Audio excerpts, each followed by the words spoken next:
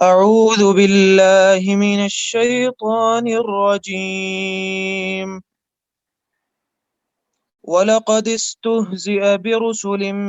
من قبلك فحاق بالذين سخروا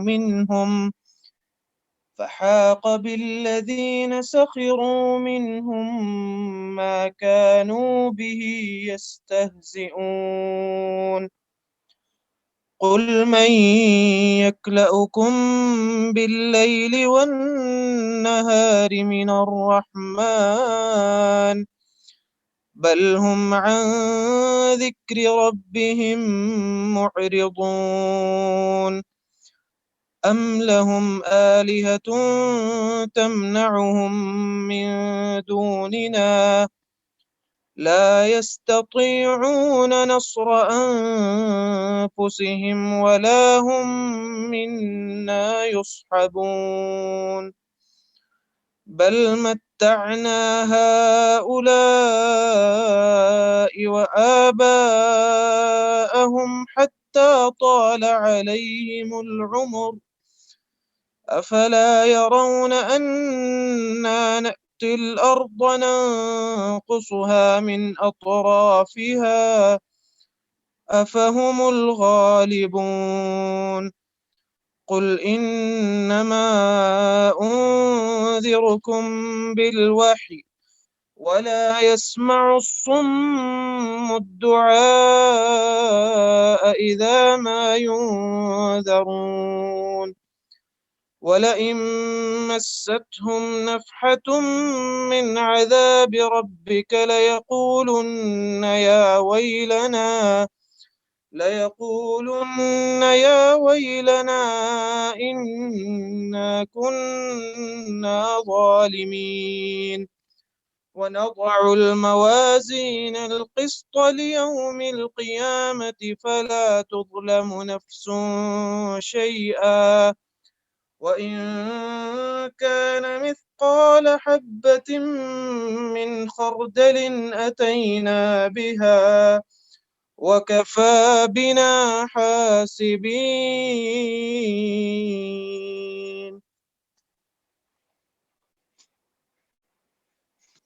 السلام علیکم ورحمۃ اللہ وبرکاتہ۔ اعوذ باللہ من الشیطان الرجیم، بسم اللہ الرحمن الرحیم۔ وَلَقَدِ اسْتُهْزِئَ بِرُسُلٍ مِّن قَبْلِكَ، تو اس سے پہلے جو رسول تھے ان کا بھی استہزاء کیا گیا۔ فَحَاقَ بِالَّذِينَ سَخِرُوا مِنْهُمْ، ان میں سے جنہوں نے مذاق اڑایا تھا وہ اسی چیز کے پھیر میں آ گئے، ما کانوا بہی یستہزئون، جس چیز کا وہ مذاق اڑاتے تھے۔ پچھلی آیتوں میں بھی اللہ تعالیٰ نے اس بات کا ذکر فرمایا تھا کہ جب رسول اکرم صلی اللہ علیہ وسلم کو کافر لوگ دیکھتے ہیں تو مذاق کے طور پہ، تمسخر کے طور پہ یہ بات کہتے ہیں، احاذ الذی یذکر آلہتکم، کیا یہ وہ شخص ہے جو تمہارے معبودوں کا ذکر کرتا ہے؟ مطلب یہ ہے کہ نبی صلی اللہ علیہ وسلم کا استہزاء کرتے تھے۔ اللہ تعالیٰ نے اس آیت میں دو باتیں ارشاد فرمائی ہیں۔ ایک بات تو یہ ہے کہ اے محمد صلی اللہ علیہ وسلم، آپ سے جو پہلے رسول تھے ان کا بھی مذاق اڑایا گیا، لہذا آپ اس بات پہ غمگین نہ ہوں،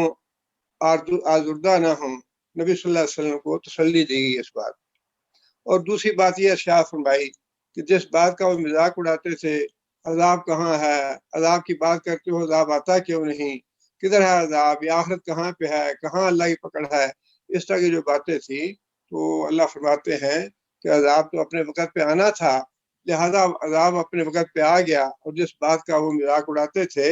اسی بات کے پھیر میں آ گیا۔ اب دو باتیں ہیں نبی صلی اللہ علیہ وسلم کے استہزاء کے معاملے میں۔ ایک بات تو یہ ہے کہ اللہ تعالیٰ نے دو چیزوں کا ذمہ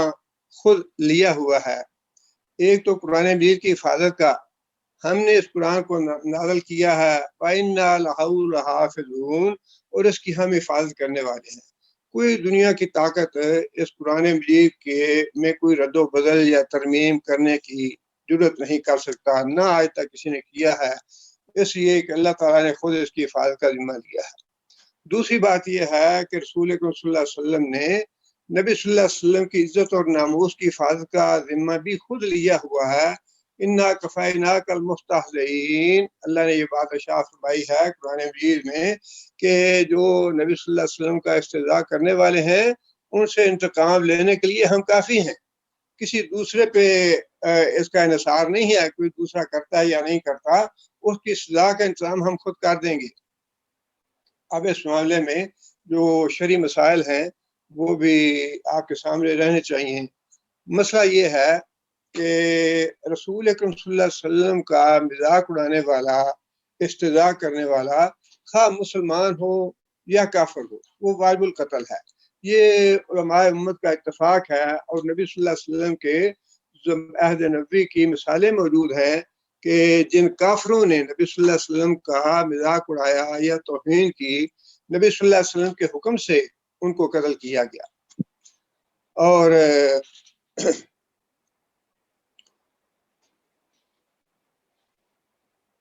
دوسری بات یہ کہ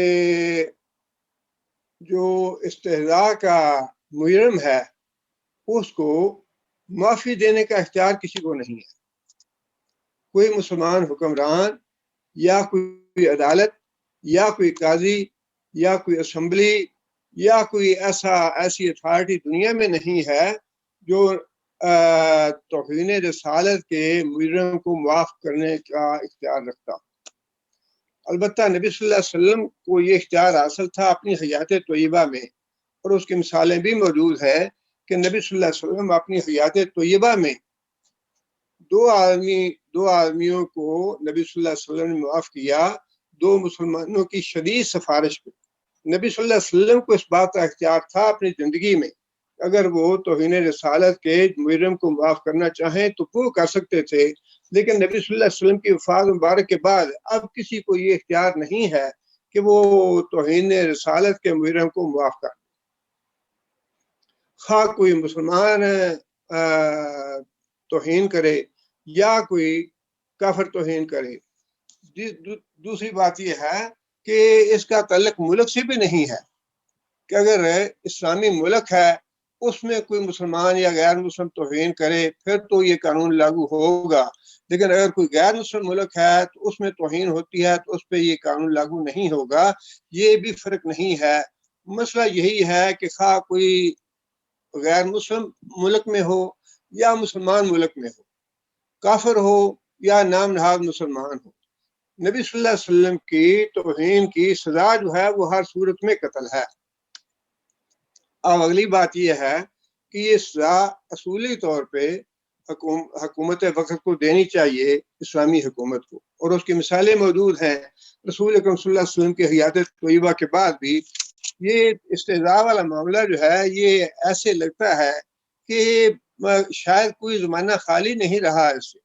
نبی صلی اللہ علیہ وسلم کے عہد مبارک سے لے کر آج تک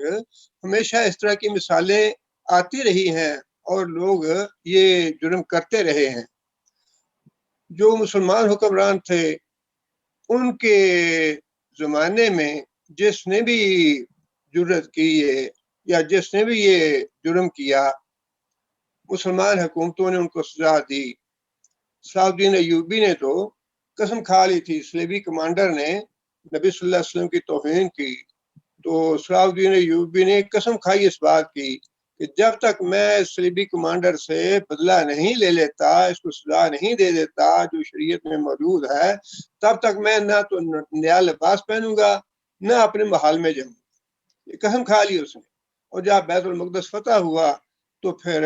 صلاح الدین ایوبی کے حکم پہ صلیبی کمانڈر کو گرفتار کیا گیا اور صلاح الدین ایوبی نے اپنے ہاتھ سے اس کمانڈر کو جہنم رسید کیا،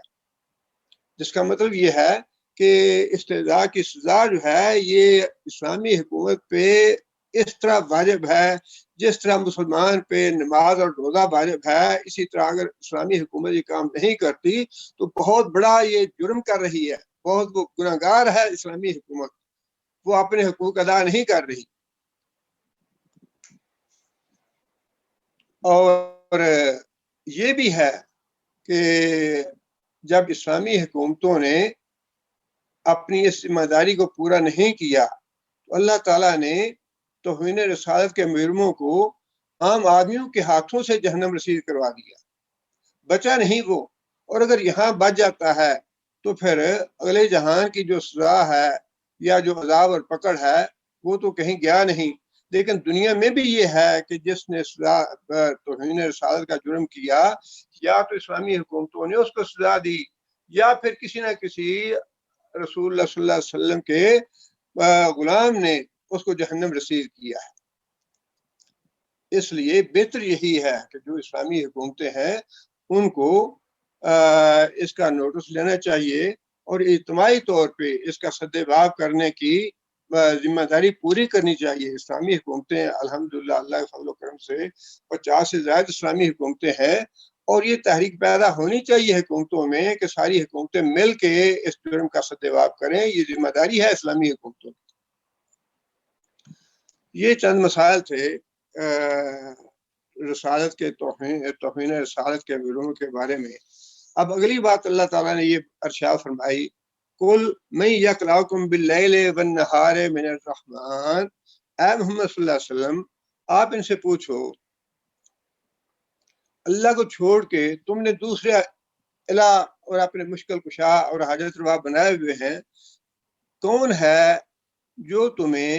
اگر رحمان کی طرف سے پکڑ آ جائے رات کے وقت یا دن کے وقت،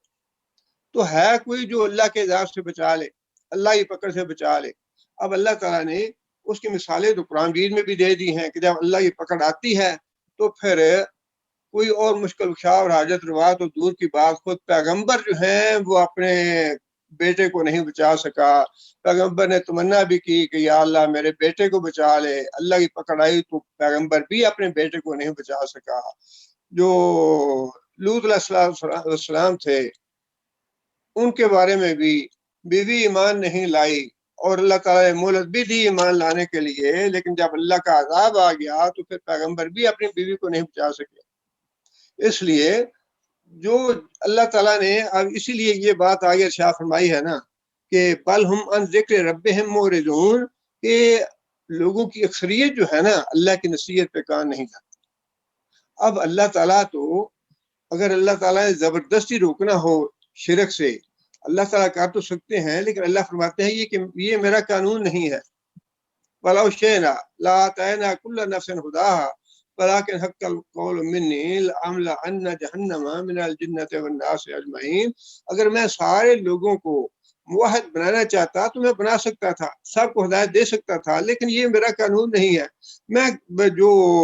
موحد ہوں گے، جو اپنی فکر سے، اپنی سوچ سے اور اپنے فہم سے ایمان لائیں گے اور توحید اختیار کریں گے ان کو میں جنت میں بھیجوں گا، اور جو باغی رہیں گے، سرکش بنیں گے، ایمان نہیں لائیں گے، ان کو میں سزا دوں گا اور ان کو جہنم میں بھیجوں گا۔ لیکن اللہ نے یہ بات ارشاد فرمائی ہے کہ میں تو اس دنیا میں اللہ تعالیٰ نصیحت ہی کرتے ہیں، اگرچہ بعض اوقات پکڑ بھی آتی ہے اللہ تعالیٰ کی، لیکن جو اللہ تعالیٰ نے نظام بنایا ہے، جو قانون بنایا ہے، وہ تو یہی ہے کہ یہ دنیا جو ہے یہ عمل کی جگہ ہے اور اس کا نتیجہ اللہ تعالیٰ نے آخرت میں دینا ہے، سزا کے طور پر یا ثواب کے طور پر۔ اس لیے اللہ تعالیٰ فرماتے ہیں کہ میں نصیحت تو کرتا ہوں، لیکن اکثریت کا حال یہ ہے کہ وہ اللہ کی نصیحت پہ غور و فکر نہیں کرتے، اللہ کی نصیحت پہ توجہ نہیں کرتے، معرضون، وہ منہ پھیرے ہوئے ہیں اللہ کی نصیحتوں سے۔ اب آگے اللہ تعالیٰ نے پھر وہی بات ہے، سوچ و بچار کی دعوت فکر ہے، ام لہم آلہۃ تمنعہم من دوننا، اللہ فرماتے ہیں کہ کیا ان کے کوئی الہ ایسے ہیں، کوئی حاجت روا مشکل کشا ایسے ہیں جو ان کو ہماری پکڑ سے بچا سکیں؟ لا یستطیعون نصر انفسہم، حالانکہ ان کا حال تو یہ ہے وہ اپنے آپ نہیں بچا سکتے، دوسرے کو بچانا تو دور کی بات، اگر ایک پتھر کا دیوتا یا دیوی آپ نے بنا لیا اور وہ گر کے ٹوٹ گیا، وہ ٹوٹنے سے اپنے آپ کو نہیں بچا سکتا، ٹوٹ جاتا ہے، لکڑی کا ہو یا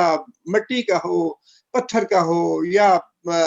لوہے کا ہو، جس چیز کا بھی ہو، اس نے ٹوٹنا ہی ٹوٹنا ہے، وہ تو اپنے آپ کو ٹوٹنے سے نہیں بچا سکتا، دوسرے لوگوں کی مشکل کشائی کیسے کرے گا؟ اللہ تعالیٰ نے نصیحت کرنے میں اور بات سمجھانے میں تو کوئی کسر نہیں چھوڑی، اور اللہ تعالیٰ نے مثالیں بھی دی ہیں اس کی. سورہ حج میں اللہ تعالیٰ نے یہ مثال ارشاد فرمائی ہے، یا ایھا الناس ضرب مثل فاستمعوا لہ. پھر وہی بات ہے، لوگوں غور سے سنو، لوگوں سوچ بچار کرو. اللہ ایک تمہیں مثال دیتا ہے، فاستمعوا لہ، پورے غور سے اور پوری توجہ سے سنو وہ مثال. ان الذین تدعون من دون اللہ لن يخلقوا ولا يتمعون. اللہ کے علاوہ جن نے ذات نہ رکھا ہے، مشکل کشا اور حاجت روا ہے، خواہ مولا علی ہوں، القادریانی رحمۃ اللہ علیہ ہوں، یا مولا حسین ہوں، یا علی حجویری رحمۃ اللہ علیہ ہوں، یا کوئی مٹی کا یا پتھر کا دیوتا ہے یا لوہے کا دیوتا ہے، وہ سارے مخاطب ہے اس میں. اللہ فرماتے ہیں کہ ان میں تو اتنی بھی طاقت نہیں ہے کہ ایک مچھی یا مکھی یا مکھی سے چھوٹی چیز بھی کوئی پیدا کر سکیں. اور آگے فرمایا کہ وَلَا وَيْتَمَعُوا لَهُ، سارے اکٹھے ہو جائیں. یہ جتنے بھی مشکل کشا اور حاجت روا بنے ہوئے ہیں لوگوں کے، یہ سارے اکٹھے ہو جائیں، تب بھی ایک مکھی بھی پیدا نہیں کر سکتے. اور آگے فرمایا کہ وَإِن يَسْلُبْهُمُ الذُّبَابُ شَيْئًا، اور اگر مکھی ان سے کوئی چیز چھین کے لے جائے. اب یہاں دیکھیے یہ جو مثال اللہ تعالیٰ نے دی ہے، اس سے محض پتھر کے دیوی اور دیوتا مراد نہیں ہے. ان سے مکھی چھینتی تو اس سے ہے جس کے پاس کوئی چیز ہے. اس سے زندہ انسان مراد ہیں، جو مشکل کشا بنے ہوئے ہیں، جو حاجت روا بنے ہوئے ہیں، جنہوں نے لوگوں کو اپنے آستانوں پہ سجدے کروانے کے لیے دلائل گھڑے ہوئے ہیں، اور لوگ چڑھاوے چڑھاتے ہیں، نظریں نیازیں دیتے ہیں آ کے ان کے حضور میں، وہ مراد ہے. اس سے فرمایا کہ ان کا حال اپنا یہ ہے کہ وہ اپنی مدد بھی نہیں کر سکتے، اور اگر مکھی ان سے کوئی چیز چھین کے لے جائے، لا یستنقذوہ منہ، وہ اسے واپس نہیں لے سکتے. ضعف الطالب والمطلوب، جو حاجت مانگنے والا ہے وہ بھی کمزور ہے. وہ تو اس لیے کمزور ہے کہ آ گیا آستانے پہ، آ گیا دروازے پہ، آ گیا کسی مقبرے پہ کہ میں تو کمزور ہوں، بے بس ہوں، میری حاجت کہیں سے پوری ہو جائے، میری ضرورت پوری ہو جائے. اللہ فرماتے ہیں کہ جس سے تم حاجت پوری کرنے کے لیے آئے ہو، وہ بھی تمہاری ہی طرح کا بے بس ہے. جس طرح تم بے بس ہو کے اس درگاہ پہ آئے ہو، یا اس مقبرے پہ آئے ہو، یا اس دربار پہ آئے ہو، جس طرح تم بے بس ہو، ویسے ہی یہ دربار والا یا مقبرے والا بھی بے بس ہے. اللہ تعالیٰ نے تو بات سمجھانے میں اور نصیحت کرنے میں کوئی کسر نہیں چھوڑی، لیکن بات تو وہی ہے جو اللہ تعالیٰ نے ارشاد فرما دی کہ بل ہم عن ذکر ربہم معرضون. اکثریت ایسے لوگوں کی ہے جو اللہ تعالیٰ کے نصیحت پہ کان دھرنے کے لیے تیار نہیں ہے، سوچنے کے لیے تیار نہیں ہے، اس کی طرف منہ بھی نہیں کرنے کے لیے تیار. آگے اللہ فرماتے ہیں بلا ہم منا یصحبون، اور نہ ہی جن کو تم نے مشکل کشا بنایا ہوا ہے، حاجت روا سمجھتے ہو، ہماری تائید تو حاصل نہیں ہے انہیں.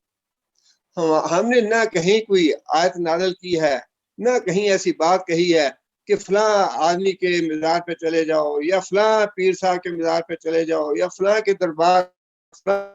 خانقاہ پہ چلے جاؤ تو تمہاری مراد پوری ہو جائے گی. اللہ ہے کہ میں نے تو کوئی ایسی بات نہیں کہی. میں نے تو کسی بھی پیر کی یا کسی حاجت روا کی یا کسی مشکل کشا کی یا کسی مولا کی میں نے تو تائید نہیں کی. نہ ہی میں نے کہا ہے کہ میرے علاوہ کوئی اور بھی حاجتیں پوری کرنے والا ہے یا مشکلات دور کرنے والا ہے. میں نے کسی کی تائید نہیں کی. اپنے پیغمبروں کی بھی اللہ نے نفی فرما دی ہے. آگے پھر اللہ تعالیٰ نے ایک اور بات ارشاد کہ یہ لوگ سوچتے کیوں نہیں. یہ بہت بڑی اہم بات ہے، اس پہ غور کرنا چاہیے ہمیں بھی. بہت سے لوگ اس غلط فہمی میں مبتلا ہیں یا اس فریب اور دھوکے میں مبتلا ہے جو فرمائی ہے. اللہ فرماتے ہیں بل متعنا ہؤلاء وآباءہم، اصل بات یہ ہے ہم نے دنیا کا ساز و سامان دے رکھا ہے ان کو، وآباءہم، اور ان کے باپ دادا سے دیتے چلے آ رہے ہیں. حتی طال علیہم العمر، لمبا عرصہ گزر گیا، لمبا زمانہ گزر گیا کہ ہم ان کو خوشحالی دے رکھی ہے، مال دولت دے رکھا ہے، صحت دے رکھی ہے، جوانی دے رکھی ہے، اولاد دے رکھی ہے،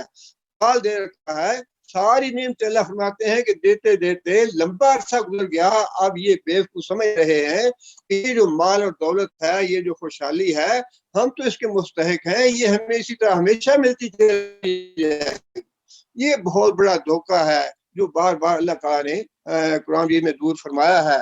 اللہ تعالیٰ نے بہت سی جگہ پہ یہ بات ارشاد فرمائی کہ وَمَا الْحَيَاةُ الدُّنْيَا إِلَّا مَتَاعُ الْغُرُورِ، کہ یہ جو دنیا ہے نا، یہ دھوکے کا سامان ہے، بالکل یہ فریب ہے جو تمہیں نظر آتا ہے۔ دیکھیں نا، انسان اگر سوچے تو بہت سی مثالیں انسان کے سامنے ہیں۔ انسان پیدا ہوتا ہے، ماں باپ اس کی پرورش کرتے ہیں، تعلیم دلاتے ہیں اس کو، اور پھر بچہ کاروبار پہ لگ جاتا ہے یا ملازمت پہ لگ جاتا ہے، شادی ہو جاتی ہے، خوشحالی آ جاتی ہے، مال آ جاتا ہے، دولت آ جاتی ہے، اور پھر آگے انسان کے بچے شروع ہو جاتے ہیں، گھرانہ بن جاتا ہے۔ انسان کبھی سوچتا نہیں کہ یہ جو اللہ تعالیٰ نے نعمتیں دی ہیں، یہ گھرانہ دیا ہے، یہ دنیا چھوڑ کے بھی جانا ہے ہم نے۔ کسی دن اس گھر سے ہمارے بابا کا جنازہ نکلے گا، یا پتہ نہیں کسی روز ہماری ماما کا جنازہ نکلے اس گھر سے، یہ انسان سوچتا نہیں ہے۔ لیکن جب بیماری آتی ہے، جنازہ نکلتا ہے، تو پھر پیٹتے ہیں، اوہ جی کیا ہو گیا ہمارے ساتھ، یہ کیوں ایسے ہوا ہے، یہ نہیں ہونا چاہیے تھا، ابھی تو یہ عمر نہیں تھی۔ یہ ہماری اپنی حماقت ہے، یہ ہمیں سوچ کے رکھنا چاہیے کہ یہ جو نعمتیں اللہ نے دے رکھی ہیں، یہ ہمیشہ کے لیے نہیں ہے، نہ برا وقت ہمیشہ کے لیے ہے، نہ اچھا وقت ہمیشہ کے لیے ہے۔ اور روزمرہ میں ہم کتنی مثالیں ایسی دیکھتے ہیں، سورج طلوع ہوتا ہے، دن کی ابتدا ہوتی ہے، اس دن کا اینڈ بھی ہے، رات اگر آتی ہے تو اس رات کا اینڈ بھی ہے، ہفتہ اگر شروع ہوتا ہے تو اس ہفتے کا اینڈ بھی ہے، ہفتہ وہ ختم بھی ہوتا ہے،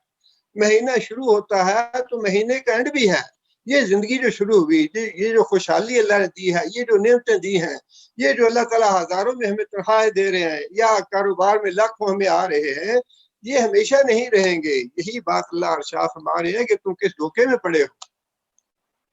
اور بڑی اچھی بات کہی ہے علامہ اقبال نے بھی، کیا ہے تو نے متاع غرور کا سودا۔ علامہ اقبال کی شاعری میں قرآن مجید کی اصطلاحیں جو ہیں بڑی کثرت سے استعمال کی ہیں۔ لگتا ہے کہ بڑا ہی گہرا مطالعہ تھا علامہ اقبال کا قرآن مجید کا۔ یہ شعر میں جو متاع غرور کا لفظ استعمال کیا نا علامہ اقبال نے،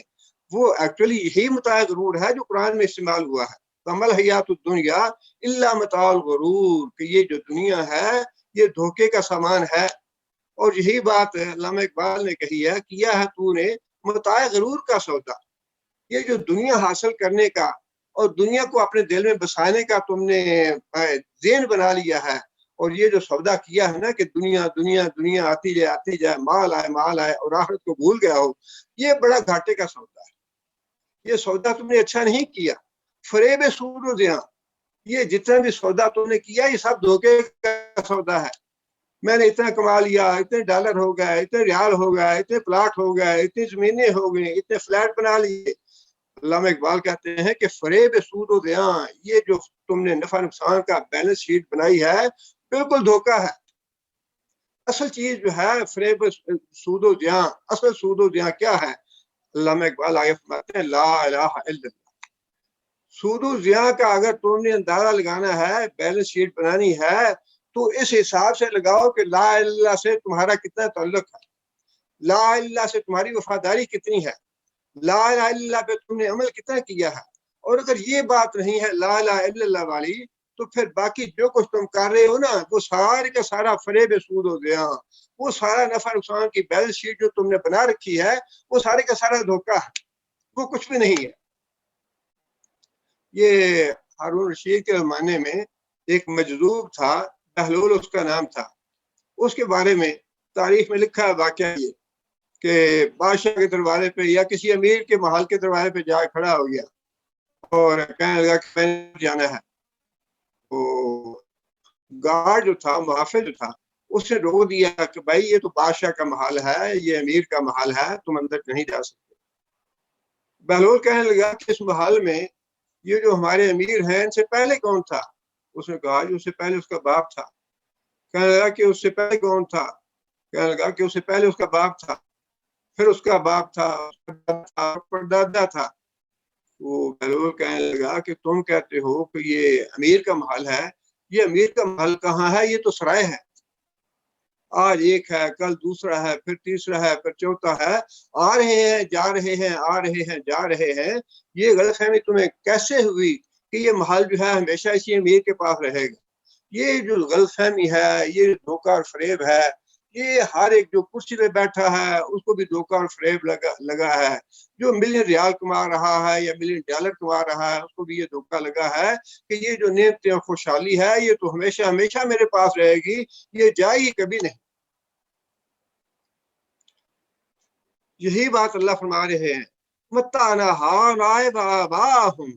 اصل بات یہ ہے کہ خوشحالی دی ہم نے ان کو، مال دولت دیا ہم نے ان کو، حتی طال علیہم العمر، طویل عرصہ گزر گیا اور انہوں نے کبھی یہ سوچا ہی نہیں کہ یہ اللہ چھین بھی لے گا، یہ اللہ واپس بھی لے لے گا، کبھی ہم نے اس دنیا کو چھوڑ کے بھی جانا ہے، ہم نے مرنا بھی ہے، ہمارا جنازہ اسی گھر سے نکلنا ہے، یہ انہوں نے کبھی سوچا نہیں تھا۔ افلا یرون انا ناتی الارض ننقصها من اطرافها، کیا یہ اب مخاطب ہے کفار مکہ، کیا کفار مکہ نے یہ بات محسوس نہیں کی، یہ سوچ نہیں ہے بیوقوف احمق کہ جیسے جیسے رسول اکرم صلی اللہ علیہ وسلم کو اللہ تعالیٰ وقت دیتے جاتے ہیں تو اسلام جو ہے اس کی فتوحات میں اضافہ ہوتا جاتا ہے، اور جو کفار ہیں، مشرکین ہیں، ان کا دائرہ اختیار دن بدن گھٹتا جا رہا ہے، ان کی حکومتیں ختم ہوتی جا رہی ہیں، ان کی سرداریاں ختم ہوتی جا رہی ہیں، اور اسلام جو ہے صلی اللہ علیہ وسلم کی فتوحات بڑھتی جا رہی ہیں اور کفار کی زمین سکڑتی جا رہی ہے، ان کا دائرہ اختیار ختم ہوتا جا رہا ہے۔ افاہم الغالبون، اللہ فرماتے ہیں کیا ان بیوقوفوں کو ابھی تک یہ سمجھ نہیں آئی کہ یہ سمجھ رہے ہیں کہ ہم رسول اللہ صلی اللہ علیہ وسلم کو مغلوب کر لیں گے، رسول اللہ صلی اللہ علیہ وسلم پہ یا اسلام کی جو تحریک ہے یا اسلام کی دعوت ہے یا اسلام کی اشاعت ہے اس کو روک لیں گے اور اس کو مغلوب کر لیں گے۔ یہ دیکھیے جتنی بھی باتیں ہم نے پڑھی ہیں بالکل آج کا جو نقشہ ہے بالکل وہ ساری تصویر ان آیتوں میں ہمیں نظر آ رہی ہے۔ اللہ تعالیٰ نے یہ بات طے کر رکھی ہے کہ غالب تو میں ہی ہوں گا، میرے رسول ہوں گے، هو الذی ارسل رسولہ بالہدی ودین الحق لیظہرہ علی الدین کلہ، ہم نے رسول کو بھیجا ہی اس لیے ہے۔ یہ جو اونچ نیچ ہے وقت کا، یہ اصل میں چونکہ ہمارے ذہن محدود ہیں، ہم سمجھتے ہیں پتہ نہیں کیا ہو گیا، مسلمان پستی میں ہیں اور کفار جو ہیں وہ بڑے عروج پہ ہیں، بڑی ترقی کی ہے انہوں نے، مظلوم ہے مسلمان، پس رہے ہیں، لیکن اللہ تعالیٰ کے ہاں یہ صدیوں کے جو اوقات ہیں اللہ تعالیٰ کے ہاں یہ کوئی اہمیت نہیں رکھتے۔ یریدون لیطفئوا نور اللہ بافواہہم واللہ متم نورہ ولو کرہ الکافرون،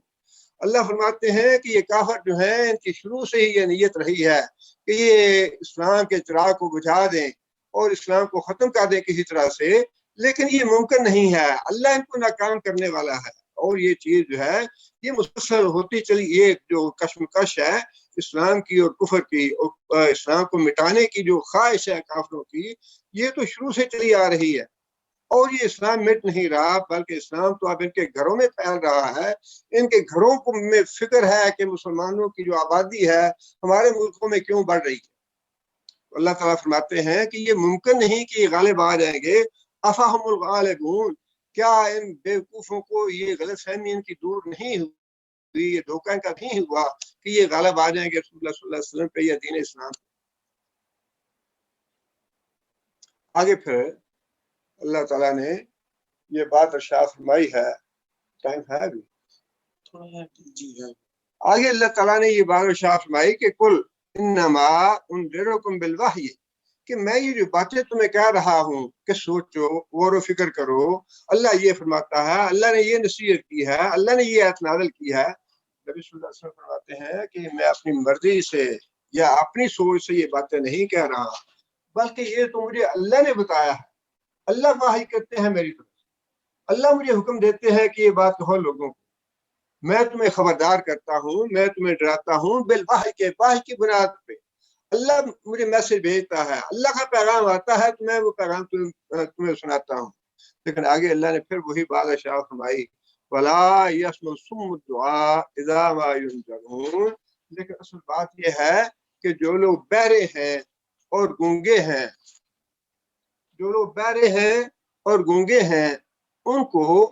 پکار کا کوئی فائدہ نہیں ہے، خواہ تم کتنا بھی ڈراتے رہو ان کو، ان کے کان بند ہیں۔ اب دیکھیے کہ اللہ یہ جو ہے قرآن مجید پورا کا پورا انذار ہے، پورا کا پورا ڈراوا ہے، اور یہ پڑھنے کے ساتھ ہی جب انسان یہ پڑھے گا تو انسان کو اللہ کا ڈر پیدا ہوگا، اللہ کا خوف آئے گا۔ لیکن اگر اسی قرآن سے انسان دشمنی رکھے، اسی قرآن کا راستہ روکنا چاہے تو ہدایت کیسے حاصل ہوگی؟ وہی بات ہے جو اللہ نے فرمائی کہ یہ تو بہرے ہیں جو سنتے نہیں ہیں، جو لوگ ہدایت کے لیے آمادہ نہیں ہیں، ہدایت کے لیے قرآن پڑھنے کے لیے تیار نہیں ہیں، ان کو اللہ تعالیٰ نے اندھا، بہرا اور گونگا کہا ہے۔ بل ہم اضل، کل انعام بل ہم اضل، فرمایا کہ یہ تو جانور ہیں، غور و فکر کرنے کے لیے، قرآن پڑھنے کے لیے، نبی صلی اللہ علیہ وسلم کی سیرت پڑھنے کے لیے بالکل تیار نہیں ہے، جس طرح جانور ہیں، دن رات کا انہیں کوئی شعور نہیں ہے، بس وہ اپنا چارہ کھاتے ہیں اور اپنی ڈیوٹی کرتے ہیں، اس کے علاوہ اور کوئی ان کا کام نہیں ہے۔ بالکل یہی حال ہے ان لوگوں کا جو نہ قرآن پڑھتے ہیں، نہ نبی صلی اللہ علیہ وسلم کی سیرت کی طرف توجہ دیتے ہیں، نہ اس دین پہ غور و فکر کرتے ہیں۔ ان کا معاملہ جو ہے وہ تو گونگے اور بہرے لوگوں کا ہے، اور گونگے اور بہرے لوگوں کو تم کیسے ڈرا سکتے ہو اے محمد صلی اللہ علیہ وسلم؟ یہ جو بات ہے نا، یہ تو آپ یوں سمجھیے کہ بالکل جس طرح ایک باپ ہے اپنے بیٹے کو بہت سمجھاتا رہتا ہے، نصیحت کرتا ہے، بات کرتا ہے، خیر و شر کی باتیں بتاتا ہے، لیکن بیٹا مانتا نہیں ہے، بیٹا توجہ نہیں دیتا۔ باپ کہتا بھی میں نے تو اپنے ساتھ کی ٹھیکریاں جو ہے نا وہ توڑ ڈالی ہیں، اب تم نہیں سمجھتے تو میں کیا کروں؟ اب یہ بالکل ویسی بات ہے کہ اے محمد صلی اللہ علیہ وسلم، ہم نے نصیحت کرنے میں، بات کرنے میں، دلائل دینے میں کوئی کسر نہیں چھوڑی، اب یہ کم وقت اس بات پہ توجہ نہیں دیتے، اندھے بن گئے، بہرے بن گئے، گونگے بن گئے، اب تم ان کو کیسے ڈرا سکتے ہو؟ چھوڑو، دفع کرو انہیں۔ فَذَرْهُمْ حَتَّىٰ يَخُوضُوا وَيَلْعَبُوا، یہ جو اپنے دنیا کے کاموں میں لگے ہیں یا اپنے کھیل تماشے میں لگے ہیں، لگے رہنے دو ان کو، جب وقت آئے گا تو پھر یہ دیکھ لیں گے نتیجہ کیا نکلتا ہے۔ آگے پھر اللہ تعالیٰ نے وہی بات ارشاد فرمائی ہے، وَلَئِن مَسَّتْهُمْ نَفْحَةٌ مِّنْ عَذَابِ رَبِّكَ لَيَقُولُنَّ يَا وَيْلَنَا إِنَّا كُنَّا ظَالِمِينَ۔ اس کا تعلق جو ہے نا یہ پچھلی آیت سے ہے، بَلْ مَتَّعْنَا هَٰؤُلَاءِ سے، ہم نے ان کو دنیا کا ساز و سامان دیا، دنیا کا مال و دولت دیا، دنیا کی خوشحالی دی، اور ان کے دماغ خراب ہو گئے، یہ پاگل ہو گئے، اور انہوں نے یہ سوچنا چھوڑ دیا کہ یہ جو خوشحالی ہے، مال دولت ہے، اللہ چھین بھی سکتے ہیں، ہم نے اس دنیا سے جانا بھی ہے، مرنا بھی ہے، یہ جو گردش ایام ہے، کبھی اچھے حالات ہیں، کبھی برے حالات ہیں، یہ تو اللہ تعالیٰ کے ہاتھ میں ہے گردش ایام۔ اللہ تعالیٰ فرماتے ہیں کہ وہ تو پہلی بات تھی خوشحالی دینے والی، اور دوسری بات یہ ہے وَإِن مَسَّتْهُمْ نَفْحَةٌ، جب میں نے فیصلہ کر لیا ان کی پکڑ کا اور ان کو سزا دینے کا، تو اللہ فرماتے ہیں کہ اگر ان کو معمولی سی پکڑ بھی آ گئی، نفخ تو کہتے ہیں پھونک مارنے کو، پھونک سے بھی ہلکی جو چیز ہے وہ نفخہ ہے، ہا کے ساتھ، مطلب پھونک سے بھی ہلکا جو عذاب ہے اگر وہ بھی ان پہ آ گیا، لَيَقُولُنَّ يَا وَيْلَنَا إِنَّا كُنَّا ظَالِمِينَ، تو پھر یہ خود اعتراف کریں گے، افسوس کہ ہم ہی ظالم تھے، ہم ہی بیوقوف اور پاگل بنے رہے۔ وَقَالُوا لَوْ كُنَّا نَسْمَعُ وَنَعْقِلُ مَا كُنَّا فِي أَصْحَابِ السَّعِيرِ، یہ اس وقت پھر کہیں گے کہ کاش ہم عقل سے کام لیتے، کاش ہم سوچ و بچار سے کام لیتے، کاش ہم لوگوں کی بات سن لیتے، کاش ہم قرآن کی بات سن لیتے، رسول اللہ صلی اللہ علیہ وسلم کی بات سن لیتے، مَا كُنَّا فِي أَصْحَابِ السَّعِيرِ، تو آج ہم جہنم والوں سے نہ ہوتے۔ بالکل وہی بات ہے۔ اللہ فرماتے ہیں کہ جب ہم ان سے خوشحالی واپس لیں گے، جب ان پہ ہم کوئی عذاب نازل کر دیں گے، جب ان سے دولت وغیرہ چھین لیں گے، ان کی جب ان کی نعمتیں ہم واپس لے لیں گے، تو پھر یہ خود اعتراف کریں گے کہ ہم کتنے احمق تھے، کتنے بیوقوف تھے، ہم نے یہ غور و فکر ہی نہیں کیا کہ یہ چیزیں جانے والی بھی ہیں، یہ چیزیں ہم سے کل کو چھن بھی جائیں گی۔ پھر وہ خود اعتراف کریں گے اِنَّا كُنَّا ظَالِمِينَ، ہم واقعی ظالم ہیں۔ آگے پھر اللہ تعالیٰ نے یہ بات ارشاد فرمائی کہ یہ وقت آنے والا ہے، یہ تو معاملہ ہے دنیا کا، کہ دنیا میں ہم نے تمہیں ساز و سامان دیا اور تمہارے دماغ خراب ہو گئے، اور پھر دنیا میں اگر کوئی چھوٹا سا ہم نے تمہیں سزا دے دی، پکڑ لیا، تو تم نے کہنا شروع کر دیا کہ ہاں باقی ہم سے غلطی ہوئی ہے، باقی ہم ظالم تھے۔ لیکن ایک وقت آنے والا ہے کہ جب ہم تمہارے سارے اعمال کا ٹھیک ٹھیک وزن کریں گے، ٹھیک ٹھیک حساب کتاب لیں گے، چھوٹے سے چھوٹے ذرے کے برابر جو عمل ہے وہ بھی ہم لے آئیں گے تمہارے حساب کے لیے۔ وَمَن يَعْمَلْ مِثْقَالَ ذَرَّةٍ خَيْرًا يَرَهُ وَمَن يَعْمَلْ مِثْقَالَ ذَرَّةٍ شَرًّا يَرَهُ، کہ جو چھوٹا عمل ہے اچھائی والا وہ بھی لے آئیں گے، اور جو چھوٹے سے چھوٹا برائی والا عمل ہے وہ بھی لے آئیں گے۔ اب اس کے بارے میں اللہ تعالیٰ یہ بات ارشاد فرمائے، وَنَضَعُ الْمَوَازِينَ الْقِسْطَ، بالکل انصاف کے ساتھ ہم میزان مقرر کر دیں گے۔ اب میزان کے بارے میں مفسرین نے یہ لکھا ہے، اصل میں جو قیامت کے مراحل ہیں اور قیامت کے معاملات ہیں ان کا بالضبط تعین کرنا یہ کسی بھی مفسر نے نہ کیا ہے نہ کر سکتا ہے۔ یہ تو قیامت کے دن ہی معلوم ہوگا کہ فی الواقع معاملات جو ہیں وہ کس طرح اللہ تعالیٰ کرتے ہیں۔ کیا ہر بندے کے لیے الگ میزان ہے، یا کوئی ایک ہی میزان ہوگا جس پہ سب لوگوں کے اعمال بدل کیے جائیں گے؟ اور پھر دوسری بات یہ کہ جو اعمال ہم کرتے ہیں ان کی گنتی تو نہیں ہوگی، تو پھر ان کا وزن جو ہے اس کی کیسی شکل ہوگی یہ بھی اللہ تعالیٰ خود جانتے ہیں۔ آج ہم اس کا تعین نہیں کر سکتے کہ نماز جو ہے اس کا وزن جو ہے کتنا ہوگا قیامت کے دن۔ اچھی نماز کا وزن کتنے کلو ہوگا یا کتنے گرام ہوگا، اور جو درمیانی نماز ہے اس کا وزن کتنا ہوگا، جو ناقص نماز ہے، جو غیر مسنون نماز ہے اس کا کیا ہوگا۔ یہ پھر اسی طرح روزے ہیں، ان کے وزن جو ہے شکل کیسی ہوگی، اس کی صدقہ خیرات ہے یا حج ہے اور عمرہ ہے، ان اعمال کا شکل کیسی ہوگی وزن کرنے والی۔ یہ ساری باتیں ان پہ سوچ بچار کرنے کی ضرورت نہیں ہے، جس کے بارے میں شریعت نے ہمیں کوئی واضح احکام نہیں دیے ان کے بارے میں سوچ بچار کرنے کی ضرورت نہیں ہے، ان پہ ایمان لانا ضروری ہے کہ ہمارے اعمال کا وزن ہوگا، میزان رکھے جائیں گے، اور میزان پہ ایمان لانا بھی ایمان کی شرائط میں سے ہے۔ جو آدمی میزان پہ ایمان نہیں رکھتا اس کا ایمان نامکمل ہے یا اس کا ایمان ناقابل قبول ہے۔ قیامت کے دن ہم میزان قائم کریں گے بالکل انصاف کے ساتھ، یعنی یہ نہیں ہے کہ کسی کے ساتھ ظلم اور زیادتی ہو، کسی کے اعمال میں نیکیاں ایسے ہی ڈال دی جائیں، یا کسی کے اعمال سے نیکیاں ایسے ہی نکال دی جائیں، یا کسی کے اعمال نامے میں گناہ ڈال دیے جائیں، یا کسی کے نامے اعمال سے گناہ خود نکال لیے جائیں۔ ایسے نہیں ہوگا، بلکہ جو کچھ بھی ہوگا وہ انسان کا خود اپنا کیا دھرا ہوگا، اور وہی انسان دیکھے گا، انسان اعتراف کرے گا۔ کتنی مثالیں ایسی ہیں یا حدیث ایسی ہیں، نبی صلی اللہ علیہ وسلم فرمایا کہ ایک آدمی کو لایا جائے گا قیامت کے دن، اور اللہ پوچھیں گے کہ یہ گناہ تم نے کیا تھا، یہ گناہ کیا تھا، یہ گناہ کیا تھا۔ اللہ فرشتوں سے کہیں گے کہ اس کے جو چھوٹے گناہ ہیں سارے گنوا دو، چھوٹی چھوٹی باتیں گنوا دو اس کی۔ فرشتے اس کی ساری باتیں گنوا دیں گے، اور وہ اعتراف کرے گا کہ ہاں یا اللہ یہ میں نے کیا ہے۔ لیکن اس کے بعد انسان کے دل میں ڈر ہوگا، اس سے تو کئی بڑے بڑے گناہ ہیں جو میں نے کیے تھے، ان کا ذکر نہیں ہو رہا، ان کے بارے میں سوال نہیں ہو رہا۔ لیکن اللہ تعالیٰ اپنے فضل و کرم سے یہ بات فرمائیں گے کہ اچھا ہم نے تمہاری جو گناہ ہیں ان کو نیکیوں میں بدل دیا ہے۔ تو بہت سی ایسی احادیث ہیں جس میں اللہ تعالیٰ نے یہ بتا دیا ہے کہ قیامت کے دن ظلم کسی پہ نہیں ہوگا، اس کے چھوٹے چھوٹے اعمال جو ہیں وہ بھی انسان کو دکھائے جائیں گے، اور انسان اقرار کرے گا کہ ہاں واقعی یہ عمل میں نے کیے ہیں۔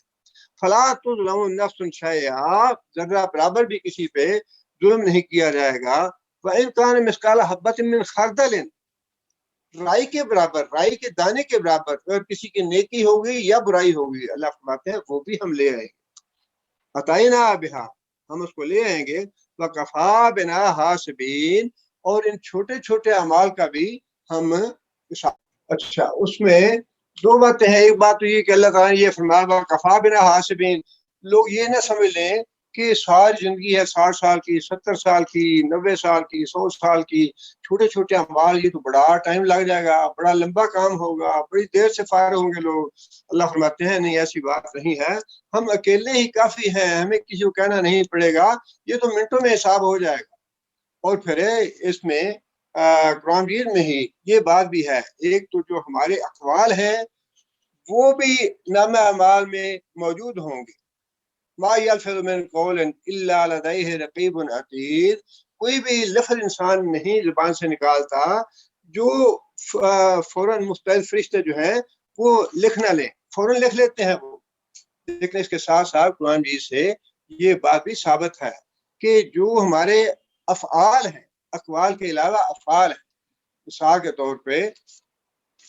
आदमी बैठ के कुर्सी पे दफ्तर का काम कर रहा है, जुबान से कोई बात नहीं कर रहा, बोल नहीं रहा, या एक आदमी सड़क पे सफाई कर रहा है, या कोई खुदाई कर रहा है, या कोई और काम कर रहा है, जो काम है वो भी नामे अमाल में मौजूद होंगे कि ये आदमी फलां वक्त पे दफ्तर में गया, उसके दफ्तर में जाने की कैफियत, आने की कैफियत, बैठने की कैफियत, दुकान पे बैठने की कैफियत, दुकान पे कारोबार करने के मामला, जितने कुछ भी हैं, अल्लाह ताला ने फरमाया कुल्लु शैइन फ़अलूहु फ़ी ज़ुबुर। जो तुम्हारा फेल है ना, एक खातून है वो किचन में हंडिया बना रही है, आटा गूंद रही है, उसका आटा गूंदना और उसका किचन में हंडिया पकाना ये भी नामा अमाल में मौजूद होगा कि इसने फलां वक्त पे इस तरह से ये काम किया। आटा गूंदते हुए तस्बीहात कर रही थी, या कुरान पढ़ रही थी, या अल्लाह का जिक्र कर रही थी, या कोई और गिबत कर रही थी, या कोई गलत बातें कर रही थी, या क्या कर रही थी। इसी तरह मर्दों के बारे में भी जो अमाल हैं वो भी मौजूद होंगे नामा अमाल में, सिर्फ अक़वाल ही नहीं। अक़वाल तो बहुत सी आयात है तो उसमें फरमाया कि तुम्हारे अक़वाल जो हैं वो लिखे जाते हैं, किरामन कातिबीन हैं जो लिख रहे हैं, लेकिन उसमें हमारे अफ़आल भी शामिल है, जो हमारे आमाल हैं वो भी शामिल है। अक़वाल भी लिखे जाते हैं और अफ़आल भी लिखे जाते हैं। इसलिए अल्लाह ताला ने फरमाया वकफ़ा बिना हासिबीन, और कहीं ये बात इरशाद फरमाई कि इन्नल्लाह सरीउल हिसाब। दोनों बातें अल्लाह ने इरशाद फरमाई। सरीउल हिसाब का मतलब भी यही है कि हिसाब लेने में हमें कोई वक़्त नहीं लगेगा, बहुत जल्दी हिसाब कर लेंगे। अल्लाह ने नबी सल्लल्लाहु अलैहि वसल्लम फरमाया ना कि 5 सवाल ऐसे हैं, इंसान के कदम जो हैं वो हटने नहीं दिए जाएंगे जब तक उनका जवाब नहीं दे लेगा। और ये ऐसे नहीं है कि एक आदमी से हिसाब हो रहा है तो दूसरे इंतजार में है। अल्लाह ताला बियक के सारी मखलूक से हिसाब लेंगे। अल्लाह ताला बियक वक़्त उनकी अपनी अपनी जुबानों में, अंग्रेजों से अंग्रेजी जुबान में, फ्रांसीसियों से फ्रांसीसी जुबान में, पंजाबियों से पंजाबी जुबान में, उर्दू स्पीकिंग के उर्दू जुबान में, पश्तो वालों के पश्तो जुबान में, हर बंदे की अपनी जुबान में बिला तर्जुमान अल्लाह ताला मुखातब होंगे बियक वक़्त। ये अल्लाह ताला की इज़्ज़त और किबरियाई और जलाल है, और ये अल्लाह ताला की सिफात में शामिल है जिसको समझना चाहिए। और इंशाअल्लाह इसका जिक्र मैंने अपनी जो अगली किताब है इंशाअल्लाह छपने वाली है, किताबुल ईमान, उसमें किया है। अल्लाह ताला ने ये दोनों बातें साफ फरमाई है, इन्नल्लाह सरीउल हिसाब, कि अल्लाह ताला को हिसाब लेने में कोई देर नहीं लगेगी। और यहाँ अल्लाह ताला ने ये बात साफ फरमाई कि अल्लाह ताला हिसाब लेने के लिए काफी है। दोनों बातें एक। अल्लाह ताला से दुआ है कि अल्लाह ताला हमें नेक अमल करने की तौफीक अता फरमाए, और जो कुछ हम सुनते हैं पढ़ते हैं उसमें गौर व फिक्र करने की और उस पर अमल करने की तौफीक अता फरमाए। सुभान रब्बिका रब्बिल इज्जति अम्मा यसिफून व सलामुन अलल मुरसलीन वल्हम्दुलिल्लाहि रब्बिल आलमीन।